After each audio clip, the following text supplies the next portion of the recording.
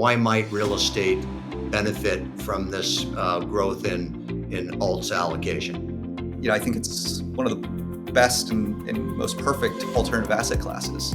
It gives you the return of the equity markets, the cash flow of the bond markets, and the tax advantages and benefits of the muni markets. And so it's kind of a cheat code for investing and compounding wealth over time.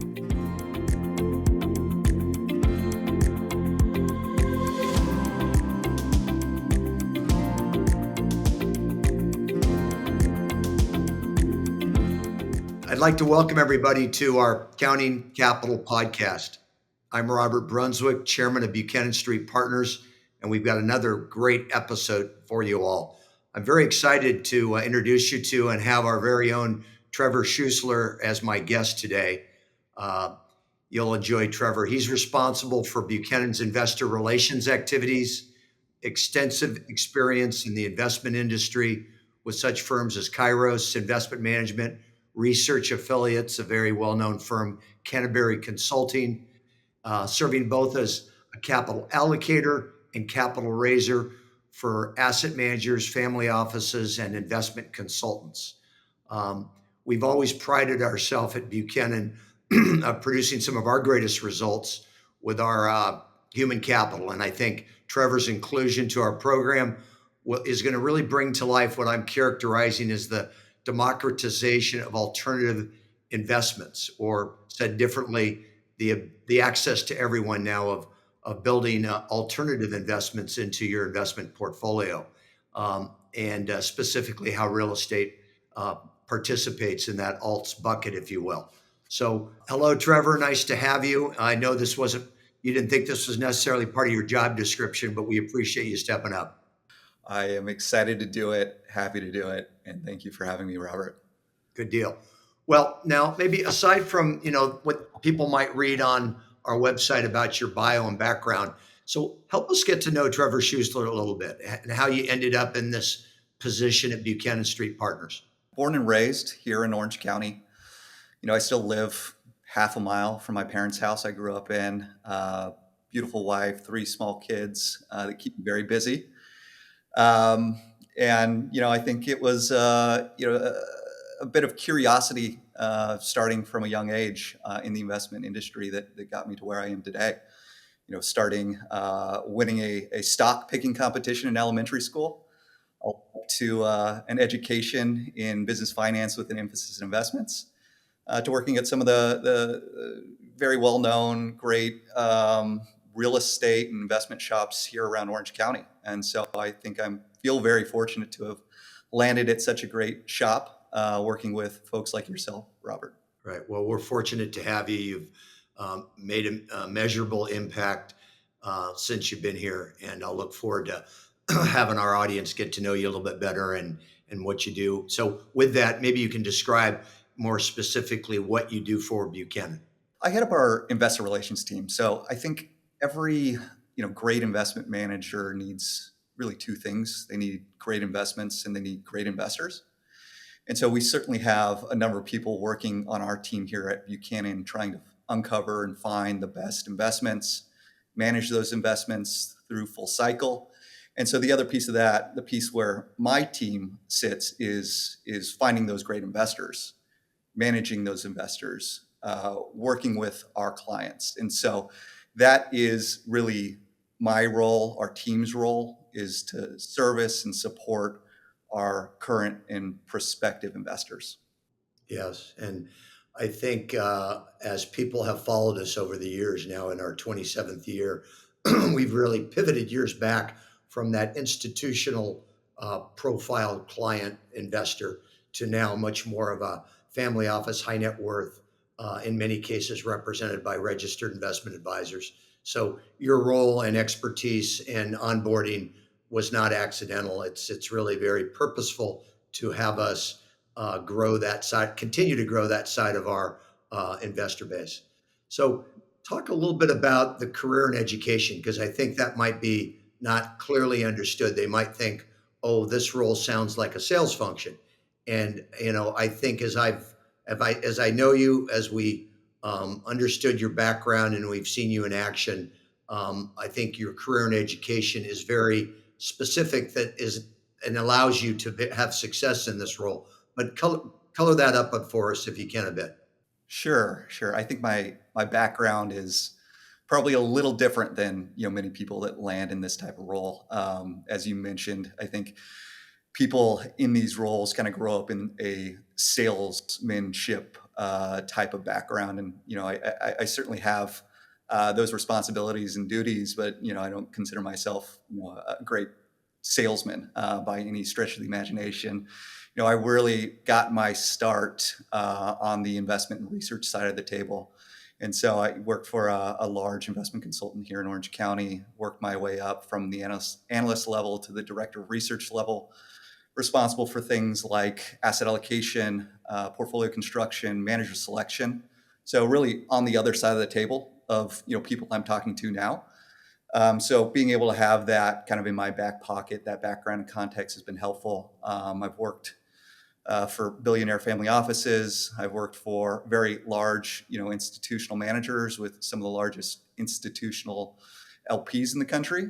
And I think what makes the most sense, I think on a go-forward basis, is working with that client type you describe. I think that's where the growth is. I think the industry has recognized that. It's working with the high net worth family office and the advisors that serve them, who are really moving into the alternative space, growing that part of their portfolio, and frankly have a lot more growth ahead of them than the big institutions.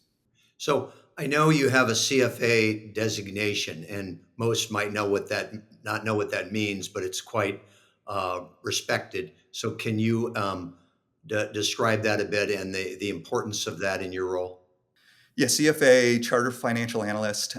It's a pretty grueling test, self-study test you typically take sometime after college when you're in the workforce. And so, three-part test. I think pass rates are 50% or lower on each of the tests. And so a lot of people spend a lot of time going through this process over many, many years to be able to put those three letters next to their name. And so I was fortunate. I did it early on in my career. I think if you forced me to take it today with three little kids at home, I'd have a lot less luck. But I was able to get through it pretty quickly early on in my career. And so I think it just represents, it represents hard work, but it also represents, I think, an understanding of the investment market, kind of that broad global perspective, not necessarily focused on any one asset class or any one asset type. So I think I bring that global perspective, which is helpful to our clients. Thank you. I want to get into some of the specifics now of the what you do on a day-to-day basis, but maybe before we get into alts specifically as a subset, let's talk a little bit about you've mentioned portfolio construction. So please describe portfolio construction broadly as you might engage in that conversation with a family office looking to allocate their investments. Yeah, it really starts with understanding their goals and their time horizon. There's different groups that have different goals and need different buckets of money at different times. And then there's groups that have all the money in the world and just want to grow that nest egg to be as big as possible and pass it on for generations to come. And so understanding the objectives and the time horizon is really important to start. And I think if you have that context, then you can start to build out a diversified portfolio that include your traditional assets, stocks, bonds, cash, and then layer in alternative assets, which I know we'll talk much more about today, which we think can help deliver better outcomes, higher returns, potentially lower risk, and diversification. So let's talk about that, but go back 25 years if you can. A standard portfolio construction for a family office or a high net worth family who was looking for some current income, some preservation of capital, but also some growth to pass on as well to enjoy it in later life. How might have that portfolio looked then, and how might that look today if you were to break it down? And then we're going to get into alts. Yeah, I would say, generally speaking, the golden ticket allocation from 20, 30 years ago when many of these groups didn't have access to alternatives was your traditional 60-40 mix. And so when somebody says 60-40, they're talking about 60% in stocks, 40% in bonds. And depending on your life cycle and your life stage, you might have more bonds later in life. You might have more stocks earlier in life, because stocks are going to drive the growth in your portfolio and bonds are going to drive the cash flow in your portfolio. And so it worked, really well, I would say 20, 30 years ago, when those two assets were less correlated. When stocks went up, bonds may go down. When stocks go down, bonds may go up. But what we've seen is an increase in correlation between those two assets, where stocks and bonds have gone down in tandem more often. And so the diversification you think you are getting by building out, a diversified portfolio of stocks and bonds hasn't really protected portfolios in recent years. So what you're starting to see today is a build out. And I think your question was, as we've gotten to today's time, where people shifted and transitioned, it's, you've seen bond yields go to zero a few years ago. You've seen those correlations spike between stocks and bonds. And so people have looked for different ways to add diversification to their portfolio, to add protection to the portfolio, to add yield to their portfolio that may not exist anymore in bonds. And, the biggest way that they've done that is by carving out, maybe 20% to alternatives and taking most of that from your bond allocation, but some of it potentially too from your stock allocation. So as you cut that pie up for us today, alts then can realize in an ultimate construct, what, a third of someone's total assets?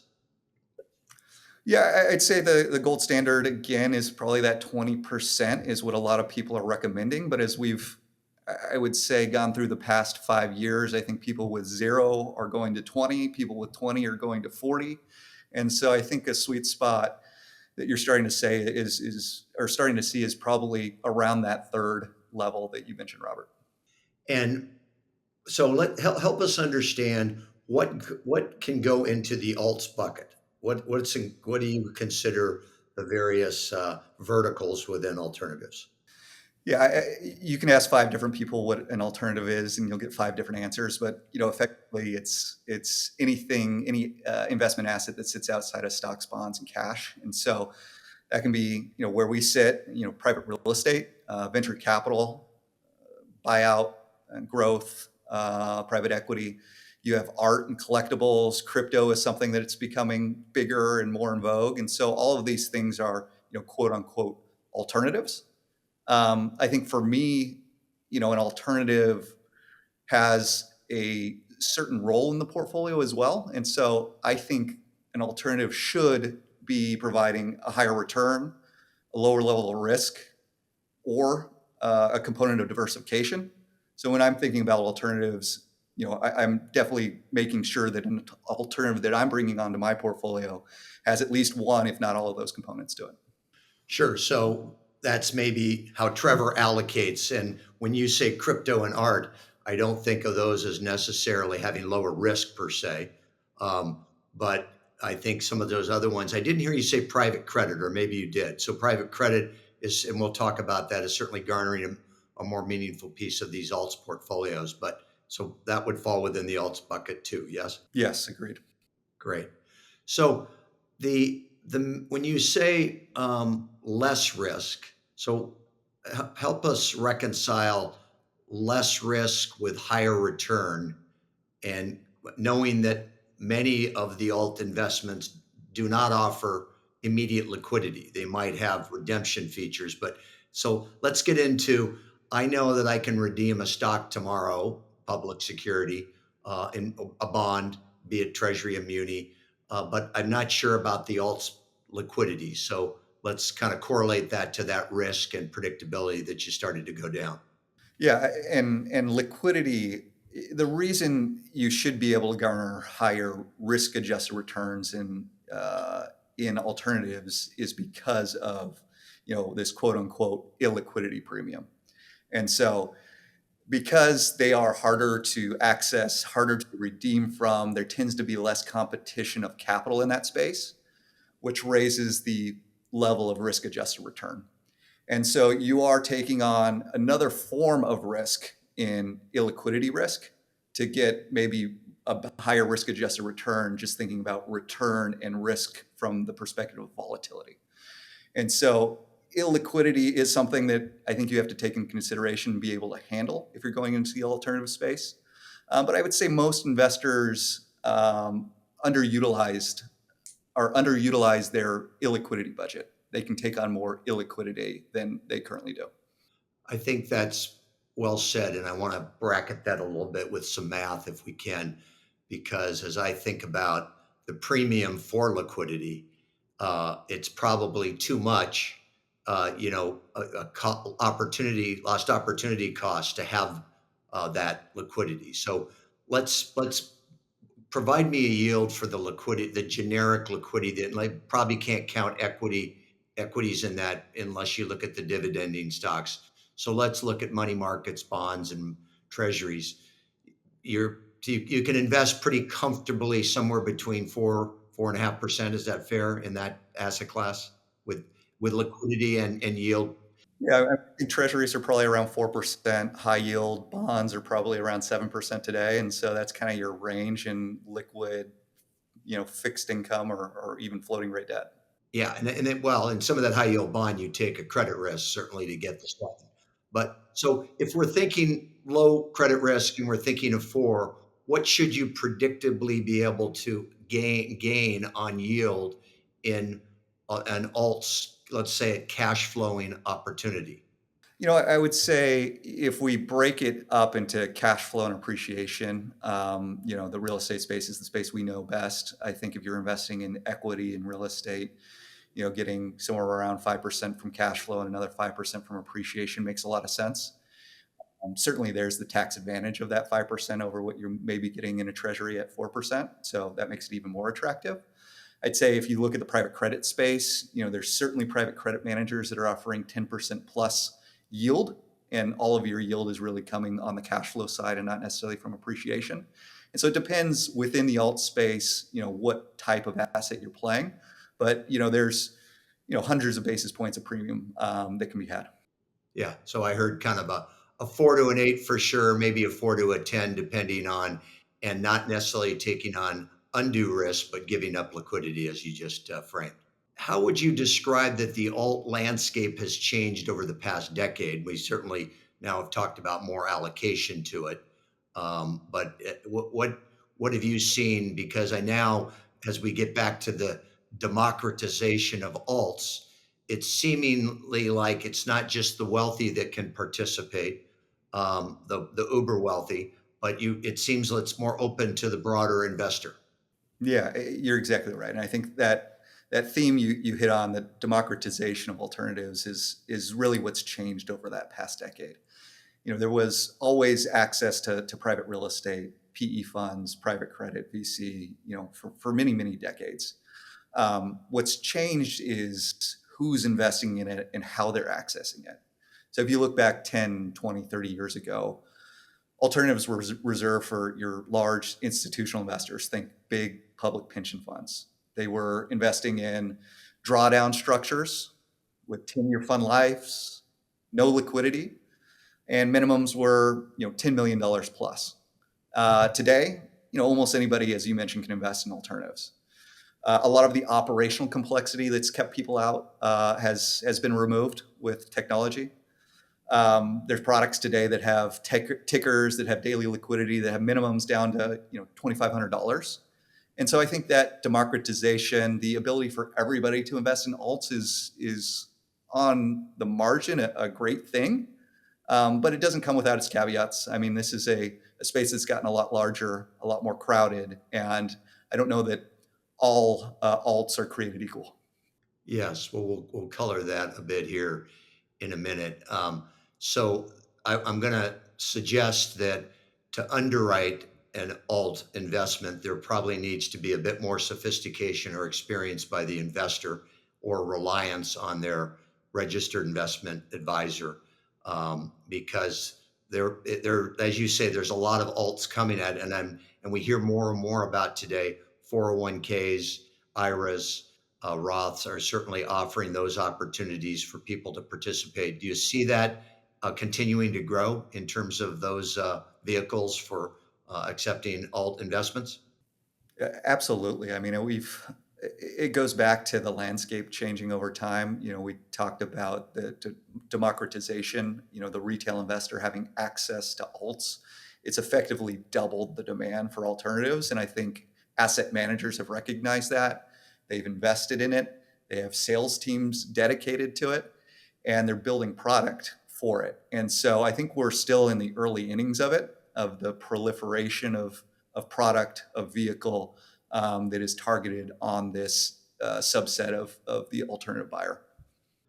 So I want to go back because we were talking about real estate, and if you look at kind of the bigger buckets within the alts bucket, where more monies can be allocated, and it maybe should be the foundation of somebody's alt portfolio. It seems that real estate, by the nature of its significant asset class, has been capturing more of that capital flow.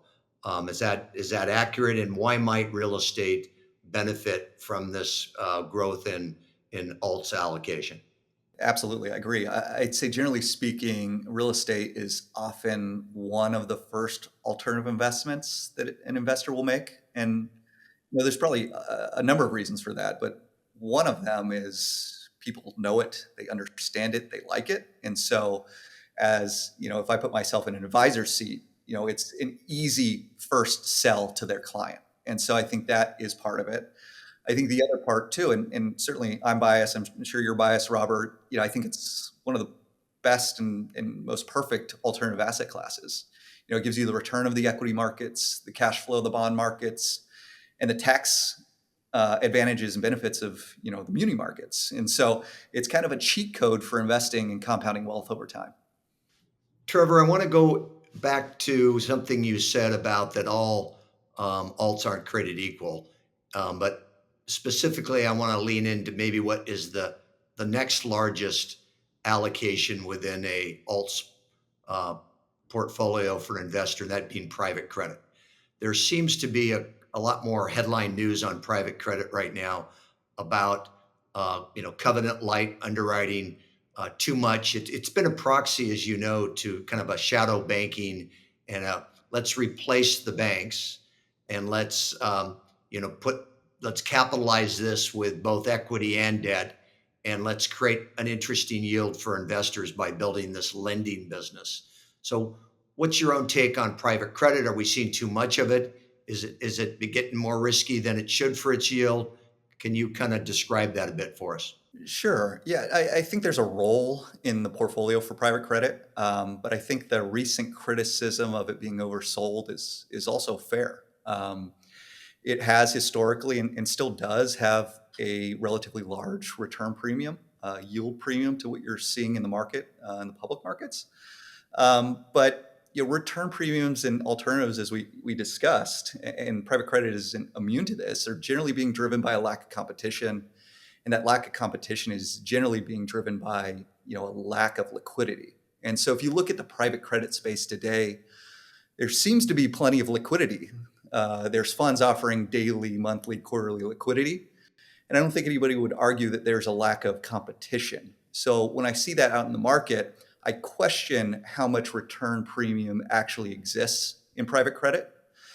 So if that fund is offering 4 to 5% of return premium, and the risk-adjusted return premium that exists in the market is only 1 to 2%, where is the extra 2 to 3% of return premium coming from? And so you mentioned one area. It's potentially you're taking more risk, making covenant light loans. I think another area that a lot of people don't think about is there actually is more illiquidity premium in these strategies than they realize, and there's a good mismatch between the funds and the underlying holdings. And then the last is, there's likely more leverage risk in them. And so I don't think you should necessarily shy away from private credit. I think it deserves a role in the portfolio, but I think you need to understand what's driving that return premium and be okay with the additional risk you're taking. So let's educate our listenership with just a couple of definitions. So when we think about a redemption or a gate to those redemptions, can you just describe that a little more simply? Yeah, I mean, a redemption is your ability to withdraw funds from one of these strategies. And so every fund has a different type of redemption policy, whether it be on a daily, quarterly, annual basis. And you usually have to give some sort of notice. And the manager oftentimes has some discretion, or what you mentioned, a gate that will not allow too much capital be withdrawn, because it will hurt the fund and the investors in it. If everybody rushes for the gate at the same time in an illiquid asset, the manager would be forced to sell that asset at fire sale pricing. And so that gate is set up to protect investors. But what ends up happening is that gate is put up typically when people need the liquidity most. And so that liquidity, when they need it most, is the least available. Perfectly said. I want to get into manager selection and what I think is the real art of the science of alt investing. Um, can you um, put yourself in the shoes of an investor that wants to put money to work in the alt space and help them understand how they should be thinking about manager selection in a particular segment of the alt space? Yeah. And I have, I guess, the benefit of spending the first half of my career in those shoes, doing that, and the second half of my career talking to those people and hearing their thoughtful questions as well. So we could probably have our own separate podcast on this discussion point on its own. But as I think about it, maybe I'll narrow it down to one or two things that people should be thinking about, specific to the alternative space. And the longer I've been in the industry, I think the more I've recognized just how important people are. Investment management is a people business, and there's nowhere in the investment management space that people are more important than in the real estate business where you and I work. And so, as you're underwriting a strategy, get to know the people you're going to be working with. What's their experience? Have they weathered multiple cycles? What's the retention rate at the senior level? Questions like that. These are alternative investments that you're presumably going to be in for an extended period of time. You're getting married to this strategy in one way, shape, or form. Make sure you're comfortable with who you're getting married to. I guess give you one more. It's a little bit of a pet peeve for me is understand what's driving the performance of these strategies. Investors tend to be return chasing in nature. They're going and investing in funds that have performed well, and they're selling funds that have performed poorly. That outperformance and underperformance can be mean reverting. And so understand what's driving that performance and make sure that is a outperformance that will reliably persist and exist in the future. And I think real estate is a great example here recently.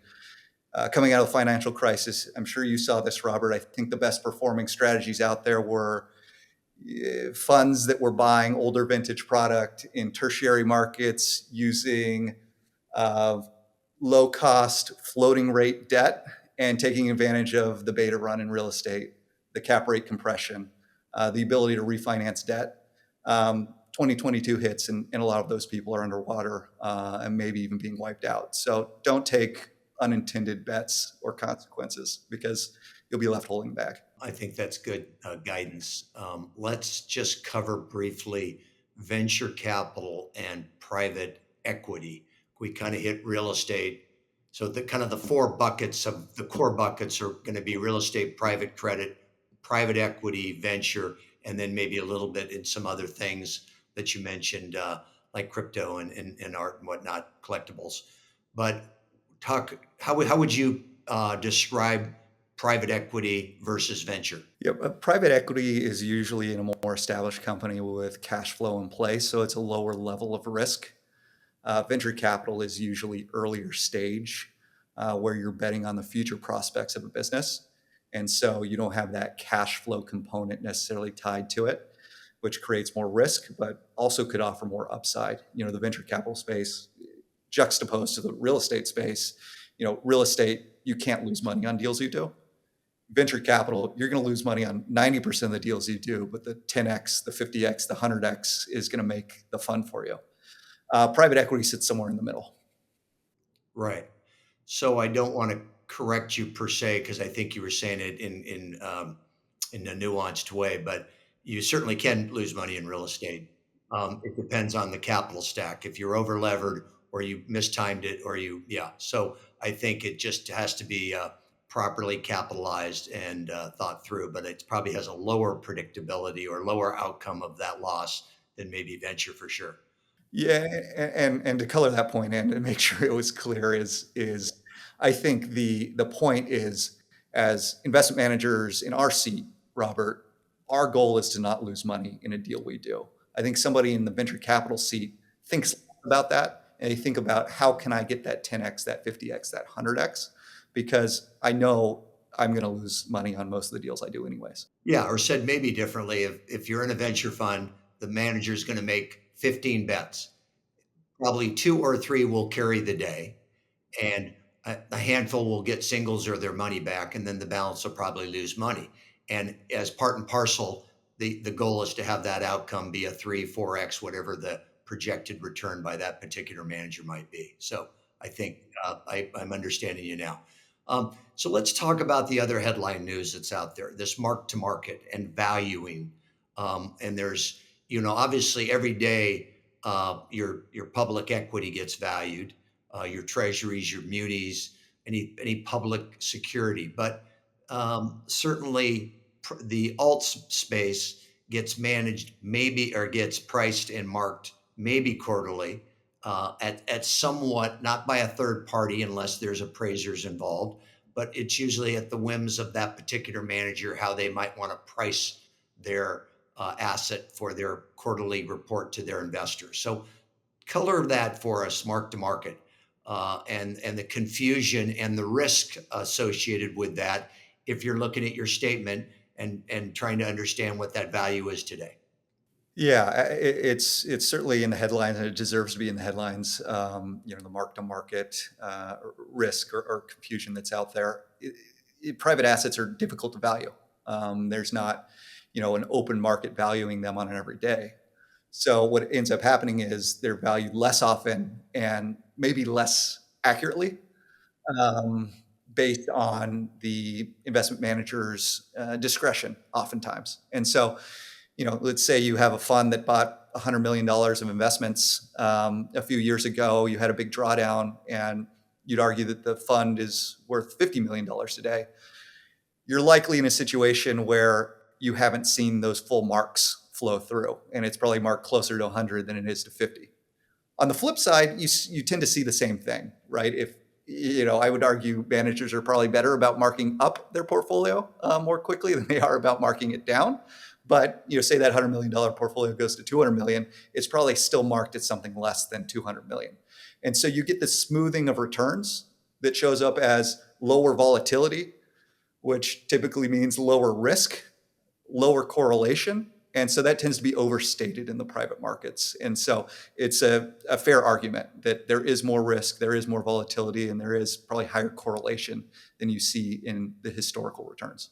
And probably part and parcel of a good question and a good track record you want to see when underwriting a new manager, to see how close have their marks been to the ultimate execution on sale or closing of a fund, or a realization in a transaction. And of course, managers that do offer redemption like we do need to be very mindful of the pricing of those marks as they think about the redemption feature that a particular investor might exercise. And I think that's the scary part about it today, especially in the real estate space that had just gone through a bear market.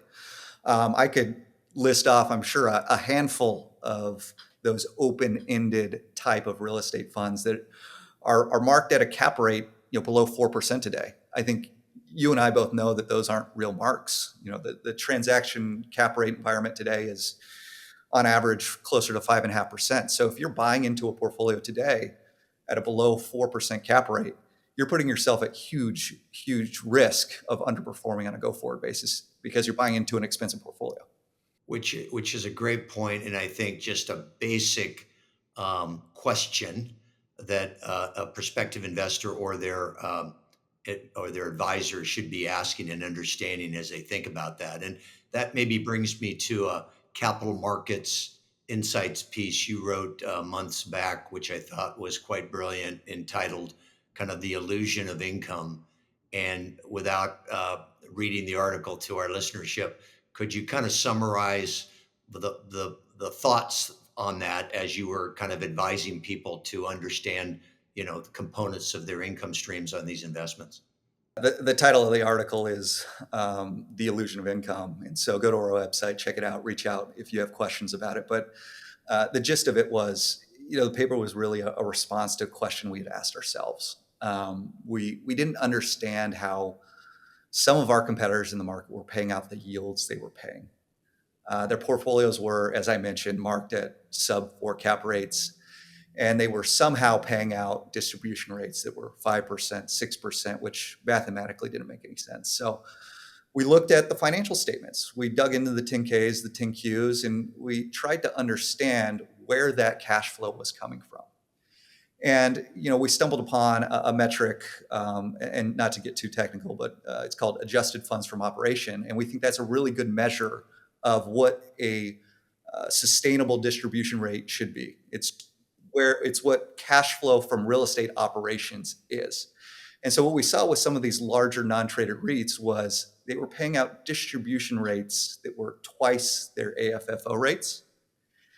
And to us, that just really wasn't sustainable. And so the paper goes into hypothesize 4 ways they may be generating that cash flow above and beyond their AFFO rate. But the gist of it is, none of those ways are sustainable.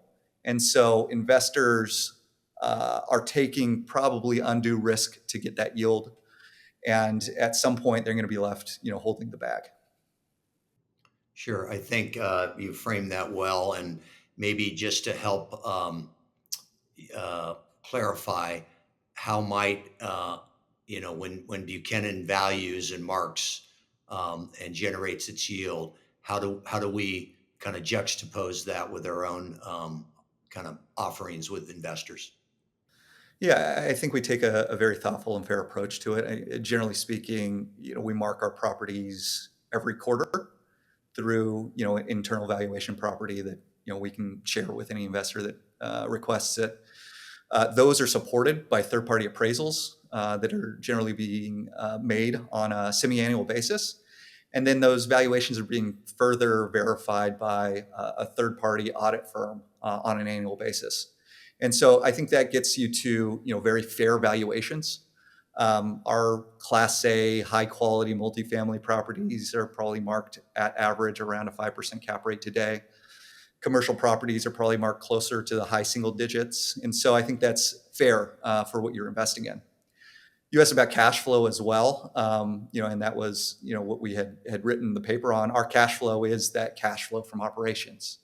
And so if you think about what does that mean for the investor, that means from a valuation perspective, you're investing into a fairly valued portfolio, which should benefit from growth in valuation over time, whereas these overvalued portfolios are going to have a large headwind that they're competing against.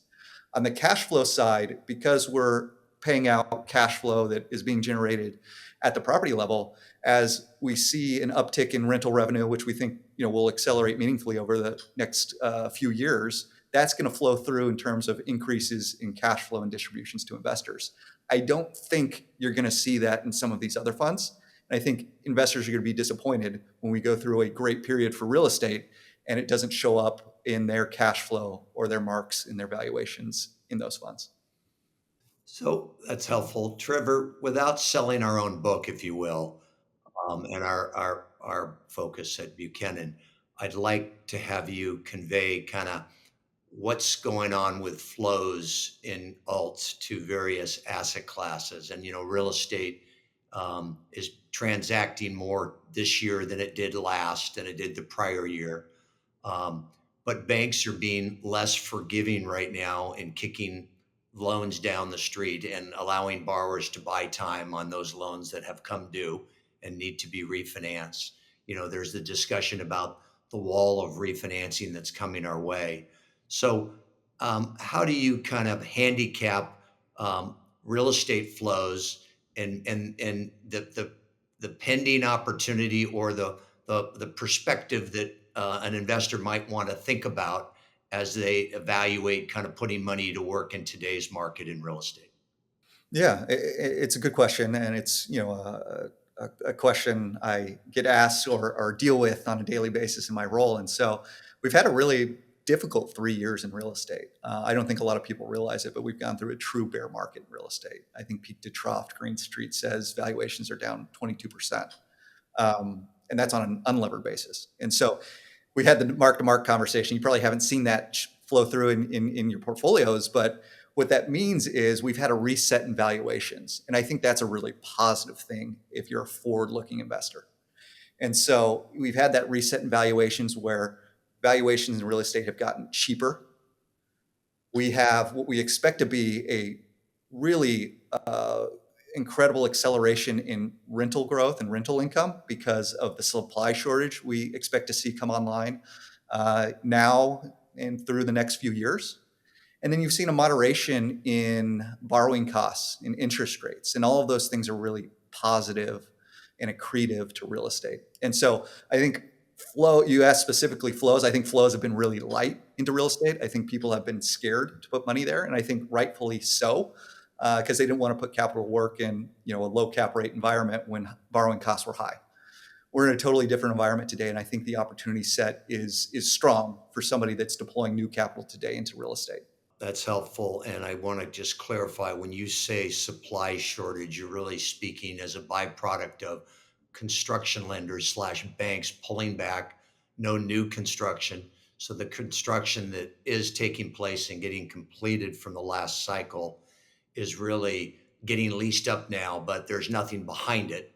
So new starts are going to be reduced if we're kind of talking in multis and for sale housing. Is that really what you're speaking about on the supply shortage side? Correct. And using multifamily as an example, those starts have already fallen off a cliff. And so the expectation is new deliveries in 2026 will be the lowest level of new deliveries in multifamily since 2014. So 12 years. And so you're exactly right. When you have less new supply entering the market, you're having concessions run off, rental concessions run off. You're having occupancy move higher, and then you're having rent growth finally start to accelerate again. And so I think that's what we think, and I think most of the industry thinks is going to occur over the next few years. So, Trevor, this has been just perfect.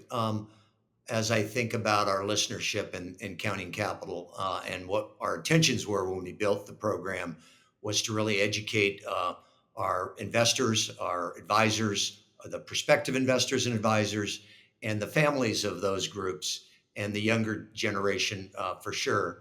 So, as you kind of look at your own career, I want you to kind of now share to our younger listeners, maybe thinking about their own careers and getting into this space, getting into the segment of real estate that you got into. Because when I got into the business back in the early 1980s, there were three jobs you could have in real estate. Today that's a very diverse career opportunity. So talk about pathways for young people in real estate, advice you might give on how to play developing a career in investment real estate, if you can. Yeah, I'd say my first piece of advice is follow your passion. I wouldn't go into the investment space or the real estate space because your parents are going to approve of it or you think there's a big paycheck at the end of the rainbow. I think generally people are good at what they do because they spend more time doing it than anybody else. And you're not going to spend more time doing something you hate. So make sure you love what you're doing. Now, let's say you have a passion for it. Let's say you're curious about it and you like real estate. I think it's an incredible industry to be in. This is not a fad. Real estate's been around since the beginning of time. It'll be around until the end of time. And so it's a great space to be in.